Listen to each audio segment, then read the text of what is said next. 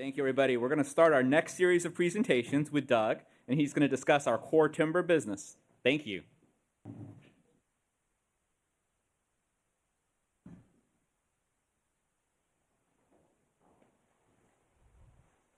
So the guy who wanted to hug trees gets to talk twice, so I'm not sure about that, but no. While we're excited about the growth that we see in our land-based solutions and our real estate development businesses, our 97 years of managing forests in great timber markets will still be the underlying core of our business, as Mark mentioned. With the focus on decarbonization, population growth, and underbuilt housing, we believe there are strong, long-term secular tailwinds upon which to also grow this business. Speaking of growth, our foresters and research team are focused on adapting to changing climates and are utilizing advances in technology to organically grow our timber returns on each acre of our ownership. So let's take a deeper look into the high-quality forests that attracted me to Rayonier. Our core timber business is well-positioned to meet growing demand for renewable forest products with our high-quality forests concentrated in the top 3 softwood-growing regions in the world, in the U.S. South, Pacific Northwest, and New Zealand. As Mark mentioned before, in the U.S. South, we have about 1.9 million acres and a sustainable yield of around 7 million tons. Pacific Northwest, and in that area we grow southern yellow pine, typically loblolly, and slash pine and longleaf pine. In the Pacific Northwest, we have about 420,000 acres, primarily of Doug fir and hemlock, with a sustainable yield of around 1.35 million tons. And in New Zealand, with also 420,000 tons, we grow highly versatile radiata pine and Douglas fir. And on that same 420,000 tons, we grow almost twice as much as in the Northwest, about 2.6 million tons of annual harvest. That just shows how productive those New Zealand forests are, because that's almost in half the time we grow in the Northwest operation. All of our forests provide the full spectrum of traditional products, but there are some nuances to our segments. With a 60% pulpwood harvest, our southern timberlands are more leveraged to strong pulpwood markets in GDP-related consumer consumption. To the Pacific Northwest, we're more leveraged to housing through lumber, with over 80% of our harvest being in saw timber. And in New Zealand, to growing populations in the Indo-Pacific region through exports over 60% of our harvest. The majority of our U.S. and New Zealand forests are proximal to ports that allow us to meet both domestic and global demand. As Mark said, there's value in being a pure-play timber REIT that is upstream in the value chain where there is less volatility. If you look at the bottom right chart, and you take out those COVID run-up years, manufacturing has averaged single-digit EBIT margins, with even some years being negative. Compare that to the timber chart on the left, which has enjoyed relatively stable and high-yielding EBIT margins, averaging 34% over the past 2 decades. While the species and geographic diversity require different management techniques, there are 2 things that are consistent across our portfolio. First, our commitment to sustainable forestry across all of our timberlands, and second, driving operational excellence through our market-driven precision forestry strategy. As you can see on the left, our forests in North America are SFI certified, we're FSC in New Zealand, and then PEFC was a European-based standard that's now become more international that's recognized by both of those. And what does that mean when we talk about sustainable forest management and certification? So essentially, as we talked about before, as Dave mentioned, around sustainable forests, it's having that cut we're harvesting growth. And we're doing that meeting all of the water quality requirements, biodiversity, adapting for climate change. There's hundreds of different criteria we have to meet basically to match that. But the goal is to assure everyone that the forest products they're getting from that have been managed well and sustainably. And if you look to the right, leveraging our in-house R&D team, working with our experienced field foresters, we use millions of data points combined with local knowledge to focus on the silviculture regime that will maximize the net present value of each stand, as Mark discussed. And this is going to be based on soils, climates, genetics, and the markets, and many other factors. In this chart on the right bottom, site index is a measure of the quality of a stand, and it's the average height of trees at a specific age. And what we have here is, you can see on this chart, typical in U.S. South land might be a site index of 65, so trees be 65 feet tall at age 25. We have the opportunity, through using those different techniques I mentioned, to maximize the ability to grow carbon and fiber on those sites, up to, say, 85, site index 85. And as you see there, that's significant growth on that left side of, call it 3 tons per acre to 6 tons per acre of harvesting per year. We also have the ability in that little yellow bar right there to change the quality of the grade, which grade is the percent of saw timber. So we can change that and improve it. So essentially, through managing the land, you have the ability to improve your factory to make more capacity as well as make more profitable products. But this all must be done in the context of the cost and forecasted returns that you're looking at to maximize your net present value. Otherwise, you can spend the bank chasing that biological optimum on the right-hand side instead of the financial optimum. And in my course of my career, I've seen several companies learn this the hard way, and they're no longer with us. Well, each market will have unique localized factors. There are generally three central forces at play: U.S. housing, the pulpwood markets and the strength of those, and export demand. Driving saw timber pricing in particular is the pace of residential construction. As you can see on the graph on the left-hand side, there's a gap from 2006 to 2016 that was underbuilt. And that gap between that blue line and the little gray line shows right there, that's about 5 million houses, actually more than 5 million houses that were underbuilt that we need to have in the United States. So we really are looking for that opportunity and leverage to the opportunity. Pulp demand is more closely tied to consumer spending and shopping habits such as e-commerce, as well as the new users we talked about for bioenergy. We've kind of seen that post-COVID destocking correction, as you can see here on this middle chart, and the forecast is basically for improvements. And I think that's happening. What we've seen is in our local markets. And I'm encouraged that we've seen the first linerboard price increases in almost 2 years. So we really are starting to see that destocking and moving forward. Last but not least, access to ports and export demand provides market tension in the US and is core to our New Zealand operations. While not to its peak, as you can see on the right-hand side here, the China log imports are forecasted to improve over the next few years, with New Zealand poised to meet that demand. As Mark mentioned, timber made up 70% of our adjusted EBITDA last year, with the US South making up the lion's share of that at 67%, followed by New Zealand and Pacific Northwest. Next, I'm going to discuss some of those drivers that are unique to each of these segments.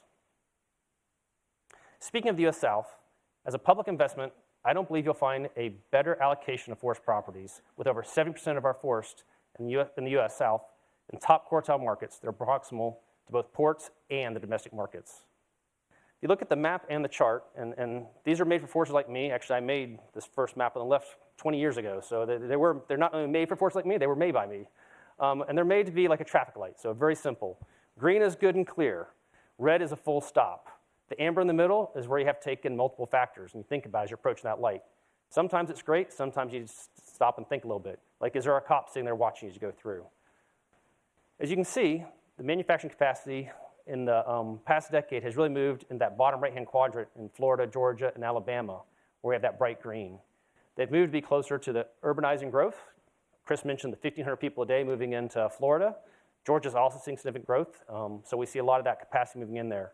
And they also have access to the ports to export.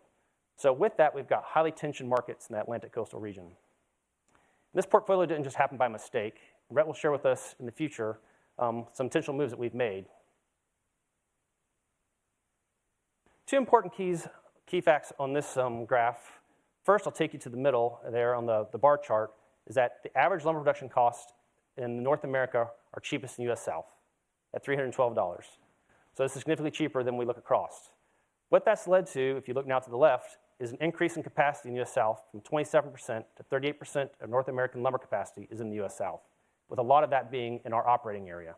And you can see that in that map I showed with those green areas being all good, all go. With the advantage they have in the transportation and the other things that we've seen there, we really are seeing significant capacity in this area. One thing's also, if you can see between that light shading capacity and then those dark green bars, is that the capital investments have been made, but we have yet to see market conditions that have unleashed the full potential of these mills and the associated sawlog demand. So our largest timber segment has the cheapest lumber production in North America and excess capacity and one of the fastest growing regions. For me, this is a winning recipe of success when the markets do turn. We have a well-diversified base harvest with 69% of our pulpwood in markets in containerboard and market pulp leveraged to growth, e-commerce, and growing trends of substitution for plastics, and 13% in OSB, which is leveraged to that housing growth. Growing interest by these new bioenergy entrants are also adding further competition, and we look forward to them in the future. If you look on the right, we really are seeing positive momentum in the current markets. It appears that post-COVID destocking is largely behind us. And as I showed in that earlier graph, we've seen that price increase start and demand. Capacity has gone from roughly 80% to 90% in the boxboard market in the fourth quarter. So a lot of growth in this area. We've also seen rationalization to accommodate the recent recycled capacity additions that were added. And this is yielding those improved operating rates I mentioned. With strong pulpwood markets and the lowest lumber production costs, our top quartile markets continue to build on their strengths in the U.S. South.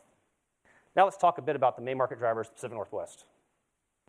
With over 80% of our Pacific Northwest harvest comprised of saw logs, we are heavily leveraged to lumber and the underdeveloped housing market, which obviously hasn't benefited from these high interest rates.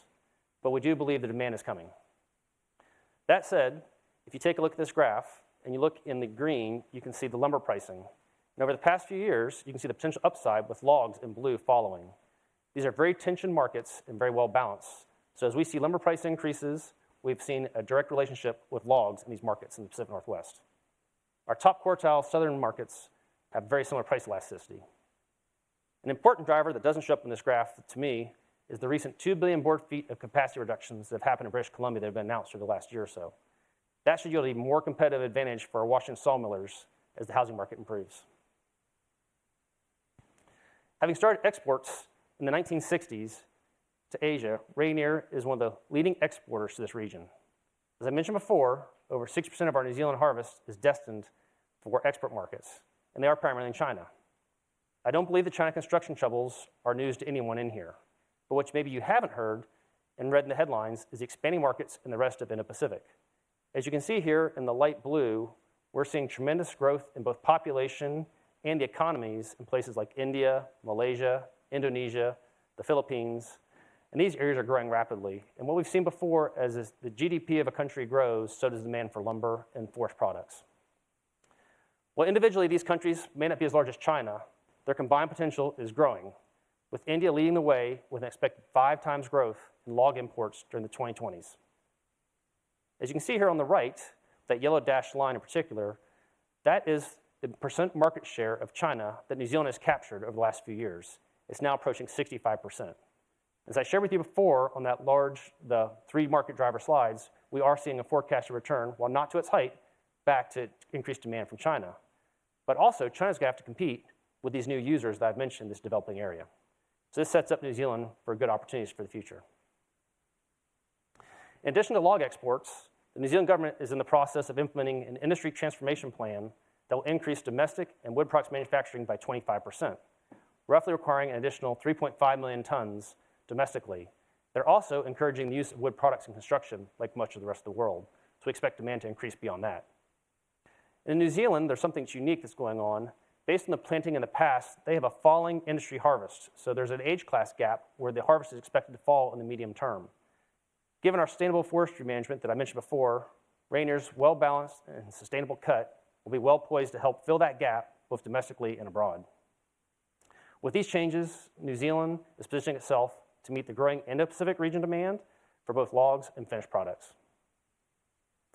Again, hopefully I was successful helping you understand why we have confidence in our core markets, particularly in our core timber business, which operates in some of those strongest markets, as we mentioned before, and globally. I'm excited about these long-term trends that I've mentioned for our traditional forest products, as well as the new ones we were talking about before, in bioenergy and other ways to decarbonize. With the underbuilt housing, the shift to e-commerce, substitution for plastics, and a growing global population, I think the outlook for our forest is very bright.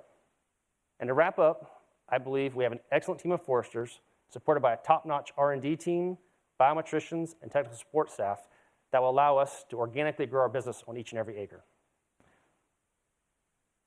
With that, I'd like to bring up Rhett Rogers. Thank you.